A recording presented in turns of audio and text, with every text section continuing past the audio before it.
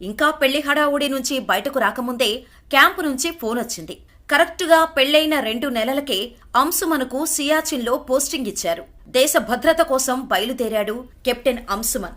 Punjab regiment 26th బెటాలియన్కు చెందిన Anshuman army medical corps డాక్టర్గా సేవలు అందించేవారు. ప్రతిరోజు క్యాంపులో పని అవ్వగానే ఇంట్లోని వారికి ఫోన్ చేసి మాట్లాడేవారు.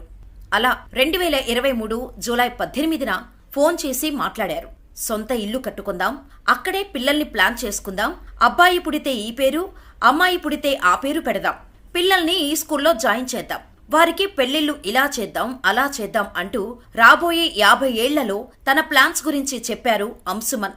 ఇక ఈ కార్యక్రమంలో పాల్గొన్న స్మృతి ప్రెసిడెంట్ ముర్ము చేతుల మీదుగా కీర్తి చక్ర అందుకున్నారు. ఇది జరిగి సంవత్సరం పూర్తవుతున్నా ఇప్పటికీ నమ్మలేకపోతున్నా. కెప్టెన్ అంశుమన్ సింగ్ కీర్తి చక్ర అవార్డు నా చేతిలో ఉంది. ఇక ఆయన రాడు అనేది నిజమేనేమో. నా భర్త ఓ హీరో, ఆయన మమ్మల్ని వదిలి వెళ్లిపోయినా ఎన్నో కుటుంబాలను రక్షించారు అని స్మృతి చెప్పిన మాటలు వింటే ఎవరి కంట్లోనైనా నీళ్లు తిరుగుతాయి. సైనికుడు, సోల్జర్, జవాన్ ఎలా పిలిచినా భావం ఒక్కటే.